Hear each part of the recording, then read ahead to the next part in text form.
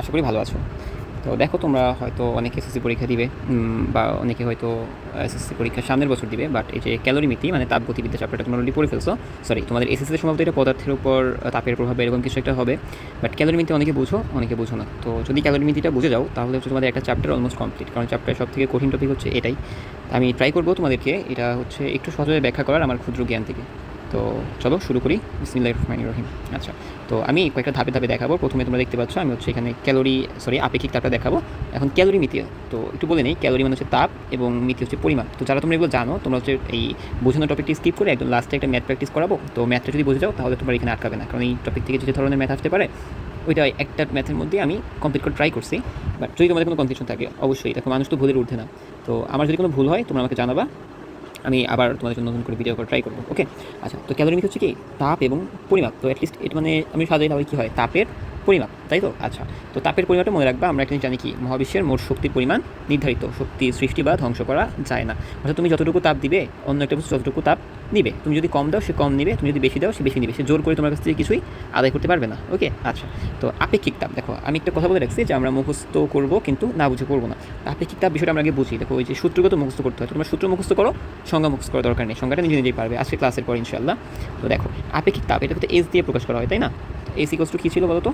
Q divided by M into del theta. তোমাদের এটা ছিল, আমি যদি জানি, তোমরা অনেকে এইভাবে পড়ছো এটাকে। কিউ ইকুয়ালস টু ডিরেক্ট মুখস্থ করছো যে M S del theta. Okay fine, যে যেটা বড় সমস্যা নেই। এখানে আমাদের আপেক্ষিক তাপ বিষয়টা হচ্ছে এস। ওকে, যখন তোমরা এরকম সূত্র জানো, সংজ্ঞা জানো না, এটা তোমাদের অনেক সময় এসএসসির বিভিন্ন প্র্যাকটিক্যাল পরীক্ষাতে জিজ্ঞেস করে বা এইচএসসিতেও করবে। তো তোমরা কী করবা, এই যে নিচের পার্টে এগুলোকে ওয়ান করে ট্রাই করবা। এটাকে ওয়ান, এটাকেও ওয়ান। আচ্ছা, এখন যেহেতু তোমরা এটা পড়তেছো তাপগতিবিদ্যা বা পদার্থের উপর তাপের প্রভাব বা এরকম কিছু একটা, তোমরা যদি জানো এখানে সব কিছু তাপগুলোকে কিসে হিসাব করা হয়, কেলভিনে। আর এটা আমরা কী করি, এসআই একক যেহেতু, তাহলে ভরটাকে কিসে হিসাব করবো, কেজিতে। আর কিউ এটা যেহেতু আমাদের তাপ বা শক্তি, তো এটা এককটা কী হবে, জুল হবে। ওকে, তো আমাদের সংখ্যাটি কীরকম দাঁড়াবে দেখো, নিচেরগুলোকে আমরা এক করে ফেলছি না? আমরা কী করবো, নিচের এগুলোর জন্য লিখবো যে 1 কেজি ভরের কোনো বস্তুর দেখো তাপমাত্রা, কেলভিন হচ্ছে তাপমাত্রা মানে তাপের পরিমাপ। ওকে, তাপমাত্রা আর তাপ কিন্তু এক জিনিস না। তাপ হচ্ছে শক্তি, আর তাপমাত্রা হচ্ছে ওই ধর্ম যা নির্ধারিত করে কতটুকু তাপ দিবে বা নিবে। আমি ট্রাই করবো কিছু ইনফো দিয়ে দেওয়ার, তোমরা এগুলো নোট ডাউন করে রাখতে পারো, জীবনে কখনো না কখনো কাজে লাগবেই। ওকে, ইনশাআল্লাহ। তো কোনো বস্তুর তাপ আমি যদি 1 কেলভিন, দেখো নিচেগুলোকে আমি এক করে ফেলছি, তো 1 কেলভিন বৃদ্ধি করতে আমার যে তাপ প্রয়োজন, দেখছো, যে তাপ প্রয়োজন। তো তোমার কিন্তু সংখ্যাটা মুখস্থ করার দরকার নেই, জাস্ট এতটুকু মনে রাখলেই হবে যে S equals to Q by m del theta. নিচেগুলোকে যদি এক করে দাও তাহলে যতটুকু আমার তাপের প্রয়োজন সেই তাপটাই হচ্ছে আমার আপেক্ষিক তাপ। এখন আপেক্ষিক তাপের এককটা কীরকম হয়, joule per kg per kelvin. নিচে থাকায় সবগুলোকে -2⁻⁻1 বা 1 বাই লেখা যায় আর কি। ওকে, আচ্ছা, তো আমাদের এককও চলে আসছে, আমাদের ম্যাথমেটিক্যাল টার্মটাও চলে আসছে। এখন আপেক্ষিক তাপ তোমরা কয়েকটা মুখস্থ রাখবা, ঠিক আছে? যেমন ধরো বরফ, তোমাদের এগুলো পরীক্ষা নাও দিতে পারে, বা ম্যাক্সিমাম টাইমে দিয়ে দেয়। পানি হচ্ছে বাষ্প, কার জন্য কেমন? তো বরফের হচ্ছে 2100 কী থাকবে, joule per kg per kelvin. আশা করি এত প্রথম বুঝে গেছে। পানির হচ্ছে সব থেকে বেশি, 4200 joule per kg per kelvin. আচ্ছা, আর বাষ্প হচ্ছে 2000 joule per kg per kelvin. আচ্ছা, এটা আমার ফিজিক্সের ফার্স্ট ভিডিও, তো আমি হয়তো তোমাদের সাথে একটু গল্প শেয়ার করতে পারি। সেটা হচ্ছে আমার লাইফের একটা গল্প। এই যে এককের বিষয়, বুঝছো, তোমরা যখন এই যে এককগুলো দিবা একটু ট্রাই করবা এককগুলোর প্রতি সিনসিয়ার থাকে, ঠিক আছে? কারণ একটা একক মিস করায়, একটাবার আমার র্যাঙ্ক হচ্ছে ফার্স্ট থেকে 6th হয়ে গেছিলো একটা ভর্তি পরীক্ষাতে স্কুলের। তো তোমরা হচ্ছে এগুলো বিষয়গুলো একটু সিনসিয়ার থাকবা। ওকে, একক মিস করো না, এটা তোমাদের নাম্বারটা যেন কাটা না যায়, আর একক না দিলে স্যার অনেক রাগ করে। আচ্ছা, এবার আসো সুপ্ত তাপ বিষয়টা কি। তো সুপ্ত তাপ দেখো, সুপ্ত মানে কি মনে রাখবা, সুপ্ত গুপ্ত একই বিষয়। ওকে, তার মানে এটা কি, লুকানো বলতে পারো, লুকানো। ওকে, তো কীভাবে, এটা তখনই কাজে লাগে, এতটুকু মাথায় রাখবা, যখন পদার্থের অবস্থার পরিবর্তন হয়। তাহলে ও কখন ব্যবহার হচ্ছে, ও ব্যবহার হচ্ছে যখন শুধুমাত্র অবস্থার পরিমাপ হচ্ছে। ওকে, অবস্থার পরিবর্তন, অবস্থার পরিবর্তন। যেমন ধরো তুমি যখন একটা বস্তুকে ধরো কঠিন রাখছো, এখানে ধরো একটা বরফখণ্ড আছে, ধরো একটা আইস, তো তুমি এটাকে যদি হিট দাও, হিট দিলে এটা কী হবে, এটা হচ্ছে লিকুইডে পরিণত হবে। আচ্ছা, এটাকে যদি আরও হিট দাও, এটা কী করবে, এটা বাষ্পীভূত হয়ে যাবে। তো এই যে অবস্থাগুলোর পরিবর্তন দেখো, এই যে কঠিন থেকে তরল, এদের টেম্পারেচার কিন্তু সেম, এদের টেম্পারেচারটা কিন্তু কোনো চেঞ্জ হয় নাই। ওকে, ধরো এটা 0 ডিগ্রি সেলসিয়াসই থাকবে। আবার ধরো এই পানি থেকে বাষ্প, প্রথম অবস্থায় কিন্তু এটা 100 ডিগ্রি সেলসিয়াসই থাকবে। তোমরা যখন ইঞ্জিনিয়ারিং বা ধরো বিভিন্ন সেক্টরে আসবে আর কি, এই ধরনের প্র্যাকটিক্যাল তোমাদের হচ্ছে এগুলো দেখতে হবে, হ্যাঁ, বিশেষ করে মেকানিক্যাল ইঞ্জিনিয়ারিং আমাদের এগুলো অনেক বেশি কাজে লাগে, বয়লার ডিজাইন বা এই ধরনের ক্ষেত্রে তোমাদের এগুলো তখন একটু পড়তে হবে। বাট এখনও মনে রাখো, যখন অবস্থার পরিবর্তন করে ইনিশিয়ালি, তখন আসলে তার তাপমাত্রা কোনো চেঞ্জ ঘটে না, সে টেম্পারেচারটা ফিক্সড রাখে, শুধুমাত্র তার অবস্থার পরিবর্তন। আসলে সম্পূর্ণ শক্তি কোথায় যায়, তোমরা এটা কেমিস্ট্রিতে পড়ে আসছো, কণার গতিতত্ত্বে। সম্পূর্ণ শক্তি যায় হচ্ছে এদের দশার পরিবর্তনের জন্য। তো দশার পরিবর্তন যে লুকানো তাপটা থাকে সেটাকেই বলা হয় তোমার সুপ্ত তাপ। ওকে, আপেক্ষিক সুপ্ত তাপ বা সুপ্ত তাপ, যে কোনোটা বলতে পারো তোমরা। আচ্ছা, এখন সুপ্ত তাপ, তার মানে এখানে কি হইতেছে, এখানে টেম্পারেচার কোনো রাইজ হচ্ছে না, তার মানে এখানে জাস্ট কী হবে, কিউ থাকবে আর নিচে শুধুমাত্র এম আসবে, এখানে কিন্তু ডেলথিটা আসবে না, কারণ টেম্পারেচারের পরিবর্তন হচ্ছে না। তো এটাকে 1 বানায় দাও। ওকে ফাইন, 1, এটা একক কি, কেজি, তাহলে 1 কেজি বস্তুর অবস্থার, মানে লেখাটা খুব বিশ্রী হচ্ছে, নেক্সট ভিডিও থেকে ট্রাই করবো, তোমরা সাজেশন দিও। ওকে, অবস্থার পরিবর্তনে প্রয়োজনীয় তাপ। ওকে, তো আশা করি এটা বোঝা গেছে। প্রয়োজনীয় তাপ, এটা তোমরা দুইটা মনে রাখবা। একটা হচ্ছে, আমি এখানে দেখো যা ঘটে লিখে রাখছি, তোমাদেরকে আমি পুরো প্রসেসটা একটু এক্সপ্লেন করার ট্রাই করবো, একটু লেন্থি হতে পারে ভিডিওটা, যারা এগুলো বুঝে স্কিপ করে যাবে। টাইম তো অনেক ইম্পর্টেন্ট, তাই না? আমাদের কিন্তু সময়ের শপথ দেওয়া হয়েছে, তো আমরা একটু যেহেতু স্পিরিচুয়াল দিকেও আসি বা আমাদের রিয়েল লাইফে সাকসেসের চিন্তা করি, আমাদের সময়কে যথেষ্ট পরিমাণে গুরুত্ব কিন্তু দেওয়া উচিত, তাই তো? আর ইফেক্টিভলি দিতে ট্রাই করবা। আচ্ছা, তো প্রয়োজনীয় তাপ, এটা দুইটা মাথায় রাখবে তোমরা। একটা হচ্ছে ধরো বরফের জন্য, এটাকে দেখো MLF, মানে কি, ল্যাটেন্ট মানে লুকানো হিট অফ ফিউশন। যারা ইংলিশ ভার্সন আছে তারা তো জানো ফিউশন মানে কি, আর বাংলায় ফিউশন মানে হচ্ছে গলন, অর্থাৎ গলনের আপেক্ষিক সূত্র তাপ। যখন এই যে কঠিন থেকে, এই যে এই স্টেপটা দেখো, কঠিন থেকে যখন এই যে লিকুইডে হচ্ছে, এই সময় যে তাপটা সে গ্রহণ করতেছে, এটা হচ্ছে গলনের আপেক্ষিক সূত্র তাপ। ওকে, আচ্ছা, এবার আসো MLV, এটা হচ্ছে ল্যাটেন্ট হিট অফ ভ্যাপোরাইজেশন। তোমরা জানো অলরেডি, ভ্যাপোরাইজেশন মানে হচ্ছে বাষ্পীভবন। এটা কিসের জন্য, এটা হচ্ছে বাষ্পীভবন। বাষ্পীভবন অর্থাৎ যখন তরল থেকে গ্যাস হচ্ছে তখন যে তাপের পরিবর্তনটা হচ্ছে। আচ্ছা, এবার আসো একটা কেস সিনারি দেখি। প্রথমে একটা গ্রাফ দেখো, তোমরা কেমিস্ট্রি শুধুমাত্র সেকেন্ড চ্যাপ্টারে এই গ্রাফটা অলরেডি দেখে আসছো। ওকে, আচ্ছা, তো আমরা গ্রাফটা দেখবো। এদিক বরাবর টাইম, এদিক বরাবর আমার টেম্পারেচার। টেম্পারেচার কিসে, ধরো আমরা ডিগ্রি সেলসিয়াসে নিচ্ছি আপাতত। বাট তোমরা প্লিজ এটা মাথায় রাখো যে তোমরা যখনই কিছু করবা অলওয়েজ কেলভিনে করার ট্রাই করবা। তো দেখো, আমি ধরে নিচ্ছি যে আমার ইনিশিয়াল টাইম হচ্ছে এখানে 0 এবং আমার টেম্পারেচার হচ্ছে এটা 0 তো হবে না, তো আমি 0 না নিয়ে এখান থেকে শুরু করি। এখানে আমার টেম্পারেচার ধরো -5 ডিগ্রি সেলসিয়াস, দেন এখানে ধরো আমার 0 ডিগ্রি সেলসিয়াস, দেন এখানে 100 ডিগ্রি সেলসিয়াস, আর এখানে হচ্ছে তার উপরে। তো তোমরা দেখবা বরফটা -5 ডিগ্রি আছে, তখন সে তাপ গ্রহণ করতে করতে 0 ডিগ্রি সেলসিয়াসে আসবে। অর্থাৎ এইখানে সে কী করতেছে, তার তাপমাত্রার পরিবর্তন। ওকে, এখানে সে কী করতেছে, তাপমাত্রার পরিবর্তন, তাপমাত্রার পরিবর্তন। তাই এটা কি আপেক্ষিক সূত্র তাপ হবে নাকি আপেক্ষিক তাপ হবে, বলো তো তোমরা একটু পজ করে। আচ্ছা, হয়তো তোমরা অনেকে পারো, এটা হবে আপেক্ষিক তাপ। আচ্ছা, এরপরে এটা 0 ডিগ্রি থেকে যতটুকু বরফ আছে ও আস্তে আস্তে লিকুইডে পরিণত হতে ট্রাই করবে। তো এইখানে আসলে কী করতেছে, এখানে দশা পরিবর্তন। তো দশা যেহেতু পরিবর্তন, তার মানে এখানে কি, দশা পরিবর্তন যেহেতু, তার মানে এটা হচ্ছে তোমার সূত্রতাপ। ওকে, আপেক্ষিক সূত্রতাপ। এরপরে কী করবে আবার, যখন সম্পূর্ণ বরফ এই পয়েন্টটাতে ধরো A থেকে B যদি আমি বলি লিকুইডে পরিণত হচ্ছে, তখন আবারও টেম্পারেচার বাড়তে শুরু করবে। কত ডিগ্রি পর্যন্ত, 100 ডিগ্রি। কারণ আমরা জানি যে পানির হচ্ছে আপেক্ষিক সূত্রতাপ কত, পানিটা হচ্ছে পানির স্ফুটনাঙ্ক হচ্ছে 100 ডিগ্রি সেলসিয়াস। তো এইটাই জন্য এই টেম্পারেচারটাতে আসবে। ওকে, দেন যখন 100 ডিগ্রিতে চলে আসছে, এখন আবার কী ঘটবে, এখন হচ্ছে এই সি পয়েন্টে যদি চলে আসে, এখন আবার টোটালি তাপমাত্রা পরিবর্তন শেষে এখন দশার পরিবর্তন করবে। ঘুরতে ঘুরতে কী করলো, স্ফুটন ঘটাইলো। সম্পূর্ণ পদার্থ এই ডি পজিশনে কিসে, বাষ্পে পরিণত হয়েছে। দেন ও টেম্পারেচার রাইজ করবে। তুমি যদি ঘটনাটা বুঝো তাহলে অলরেডি বুঝে গেছো কোথায় তোমার হবে হচ্ছে আপেক্ষিক তাপ আর কোথায় ইউজ করতে হবে আমার সুপ্ত তাপ। এতটুকু বুঝলেই না। যেমন এখানে কি, এখানে হচ্ছে আপেক্ষিক তাপ, কারণ এখানে কী করতেছে, এখানে হচ্ছে কি তাপমাত্রা রাইজ করতেছে। আর এখানে কি তাপমাত্রা রাইজ করতেছে না। যখন পুরোটা বাষ্পীভূত ঘটবে তখন এখানে কি হবে, এখানে হবে সুপ্ত তাপ, আবার এখানে কি হবে, আপেক্ষিক তাপ। তো তোমাদের লেভেলে অলমোস্ট এই জায়গাটা পর্যন্ত করতে পারলেই এনাফ। আশা করি বুঝতে পারছো। একটা জিনিস বলে রাখি, এখানে তোমরা কী করবা, তোমরা টেম্পারেচারটাকে যখনই ডিগ্রি সেলসিয়াসে দেওয়া থাকবে, সাথে কী করবা, তোমরা এখানে 273 যোগ ডিগ্রি সেলসিয়াস লিখে কেলভিনে কনভার্ট করে ফেলবা, যত হবে তত কেলভিন। আর টেম্পারেচারটাকে কেলভিনে নেওয়ার ট্রাই করবা।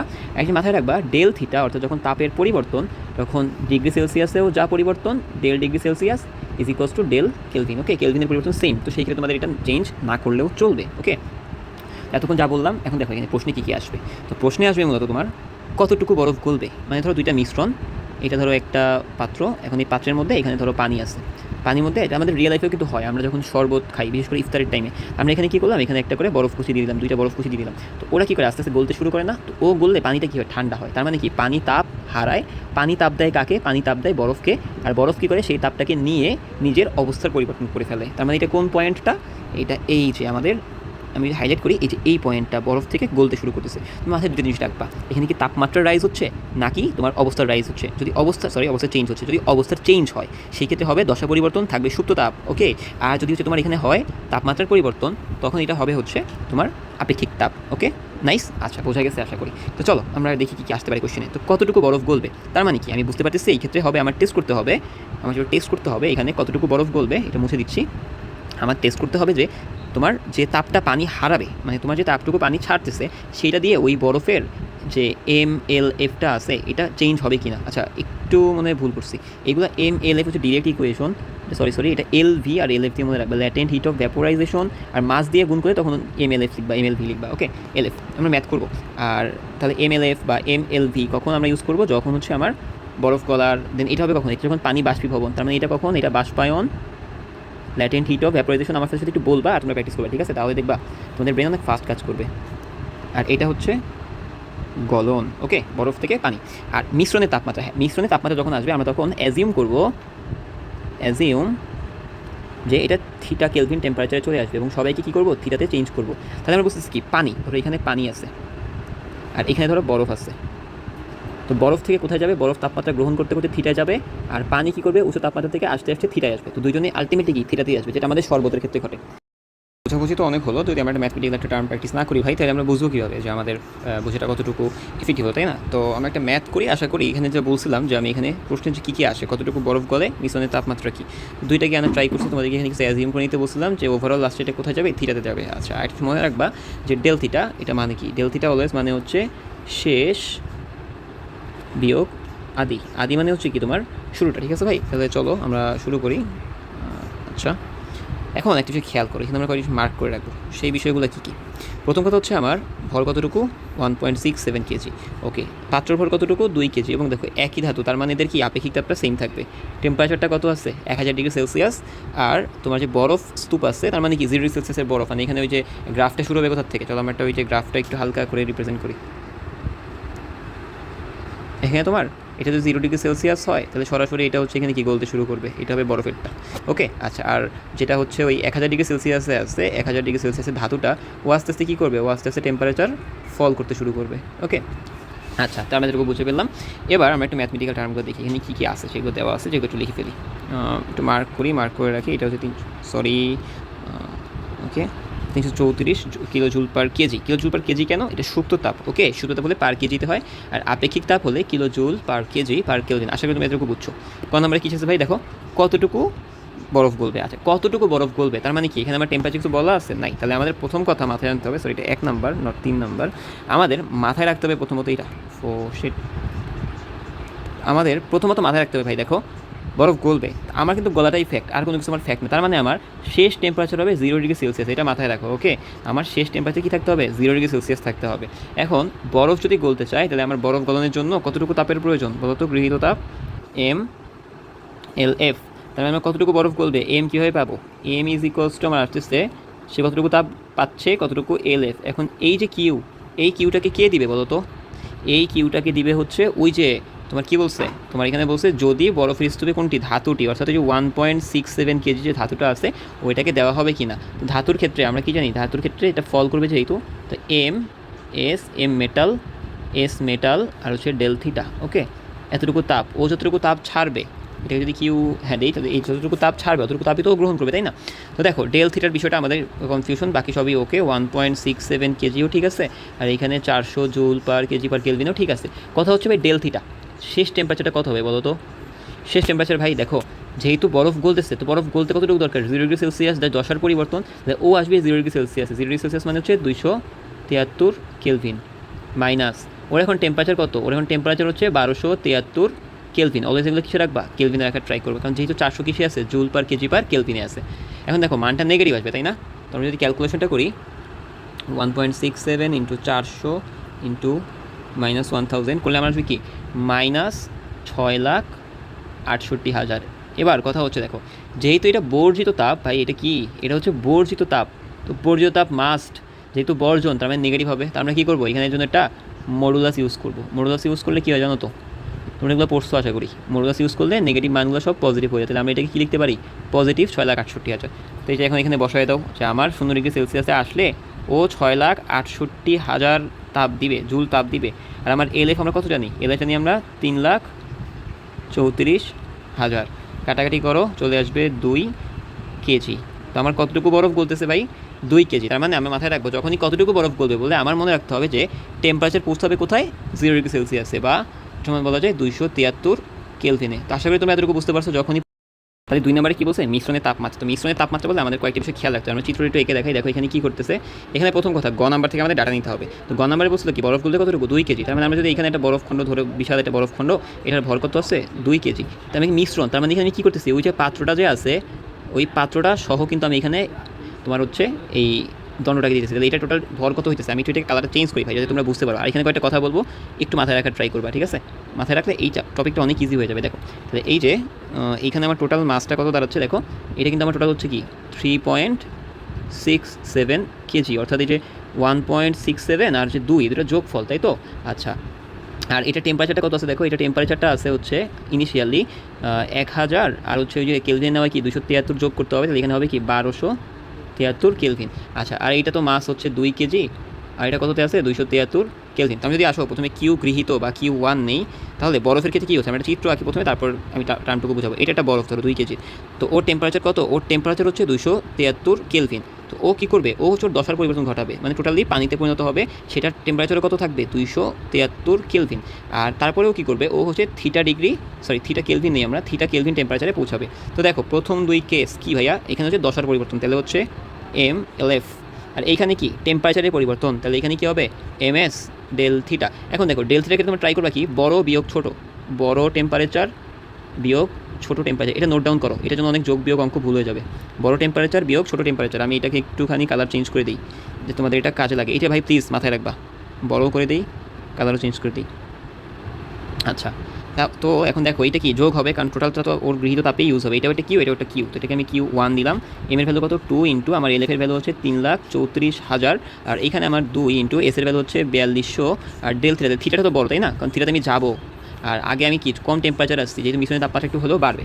তো দেখো এটা করলে কত আসে, 6,68,000 আসতেছে, আর এখানে আসতেছে 84,8,400 থিটা, মাইনাস আমি একটু গুণ করে দেখি, 8,400 গুণ 273 আসতেছে আমার 2293,2293200। আচ্ছা, এটা ছিল কি আমার গৃহীত। আমি যদি যোগ বিয়োগ করে ফেলি, এখানে কী আসতেছে দেখো, 8,400 থিটা মাইনাস আমার হচ্ছে এটা থেকে আমরা যদি এটাকে যোগ করে দিই, তা আমার যেটা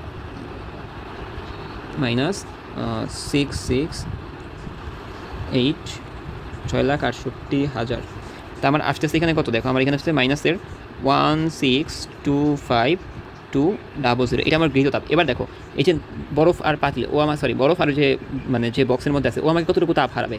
ও হচ্ছে প্রথমে দেখো ওর কি টেম্পারেচার ছাড়া অন্য কোনো রাইজ হয়েছে, অন্য কোনো রাইজ কিন্তু মানে ওর কিন্তু অবস্থার কোনো পরিবর্তন হয় নাই, জাস্ট টেম্পারেচার ডাউন হয়েছে। তাহলে ওর কী হবে, এম মেটাল এস মেটাল। যদি এতটুকু বুঝে যাও কার ক্ষেত্রে কী ধরবা, কখন এলএফ, কখন এলভি, আর কখন MS, তাহলে হয়ে যাবে। যখন দশার পরিবর্তন তখন হচ্ছে ML, আর যখন তাপমাত্রার পরিবর্তন তখন হচ্ছে এডেল থিটা। তো এম কত, 3.67, এসটা কত ভাই, এস হচ্ছে 400, আর ডেল থিটা বলছিলাম কি বড়টা থেকে ছোটোটাতে, বড়টা কত 1273, তাই তো, এটাকে আমরা বের করছি। আর মাইনাস কোথায় যাবো, থিটা কেলভিনে যাবো, ছোটোটাকে আমরা বড় থেকে ছোটোটাকে বিয়োগ করলাম। এটাকে গুণ করলে কত আসে দেখো, 3.67 ইন্টু 400। তোমরা আগে ক্যালকুলেশন করতে পারলে করবা, এগুলো একটু ট্রাই করবা, বুঝছো। আমাদের যখন অ্যাডমিশন টাইম হয় তখন হচ্ছে আমি একটা পরীক্ষার আগে এমনি বসেছিলাম, তো আমি হচ্ছে ক্যালকুলেটরে কতক্ষণ চাপাচাপি করতেছিলাম, মানে জাস্ট এমনি। তো এগুলো করলে কী হয়, তোমার নার্ভটা সচল হয়, বা তুমি ইউজ টু হও ওই কন্ডিশনের সাথে, তুমি কোন কন্ডিশনটাই হচ্ছে এই ক্যালকুলেশনটা, মানে তুমি কোন কন্ডিশনে একটু পর যাবা। তুমি যদি এগুলো আগে থেকে একটু চিন্তা ভাবনা করে নাও, তাহলে হচ্ছে তোমার মানে ব্রেনটা ওই একটা ফ্লো স্টেটে চলে যায়, বুঝছো। তো ট্রাই করবা পরীক্ষার আগে কিছুক্ষণ ক্যালকুলেটর বের করে কিছু তোমার যা খুশি যোগ বিয়োগ গুণ ভাগ করতে থাকবা, ঠিক আছে। আচ্ছা, তোমাদের ক্যালকুলেশন আসছে 1468 থিটা। তো এটাই তো আমার Q2, তাই না। গৃহীত আর বর্জিত আমরা কি জানি, গৃহীত তাপ ইকুয়ালস টু বর্জিত তাপ, কারণ মহাবিশ্বের শক্তির কোনো সৃষ্টি বা ধ্বংস হয় না, এক রূপ থেকে অন্য রূপে পরিবর্তিত হয়। ওকে, 84,8,400 theta minus 1625200 equals to 1868764 minus 1468 theta. তো আমি যদি এগুলোকে এখন যোগ বিয়োগ করি তাহলে একপাশে করলে আমার ক্যালকুলেশনটা কত আসতেছে তো দেখো আমার ক্যালকুলেশনটা করলে আসতেছে 9868 থিটা ইকুয়ালস টু এটা। তা আমি এখন যদি থিটাকে ওই পাশে যদি ভাগ করে দিই এটা দিয়ে এটাকে, তো 349 হ্যাঁ ঠিক আছে 93964 ডিভাইডেড বাই 9868 ইকুয়ালস টু আসতেছে আমার 354.07। এটা কিন্তু কেলভিনে আসবে তাই তো, যদি ডিগ্রিতে নাও তাহলে কী করবা 354.07 মাইনাস 273। একটু স্কেল চেঞ্জগুলো ভালো করে শিখে রাখবা। তো আমরা যদি এখান থেকে মাইনাস 273 করি, আমার টেম্পারেচারটা কত 81.07 ডিগ্রির মতো আসতেছে, 81.07 ডিগ্রি সেলসিয়াস আসতেই পারে, এটার উপর আমাদের কারো হাত নেই তাই না। আচ্ছা, তো আশা করি তোমরা বুঝতে পারছো কি মাথায় রাখতে হবে। এখানে হচ্ছে তোমার যখন ডেল থিটা করবা তখন একটু মাথায় রাখবা যে ডেল থিটা করার সময় আগে হবে বড়টা, ডেল থিটা করার সময় হচ্ছে বড়টা বিয়োগ ছোটোটা, এই যে বড় বিয়োগ ছোটো এটা একটু মাথায় রাখতে হবে। আর হচ্ছে যেটা হচ্ছে মাথায় রাখবা সেটা হচ্ছে যখন তুমি কতটুকু বরফ গলবে Q/LF, কিউ কে দিবে মাথায় রাখবে, এখানে আমার মিশ্রণের টেম্পারেচারটা 0 কেলভিনই চলে আসবে। তো এতটুকু যদি বুঝতে পারো তোমাদের কাজ যদি 10টার মতো হোমওয়ার্ক তোমরা ম্যাথ প্র্যাকটিস করবা, আশা করি তোমাদের সকলের পরীক্ষা অনেক অনেক ভালো হবে। আল্লাহ হাফেজ সবাইকে।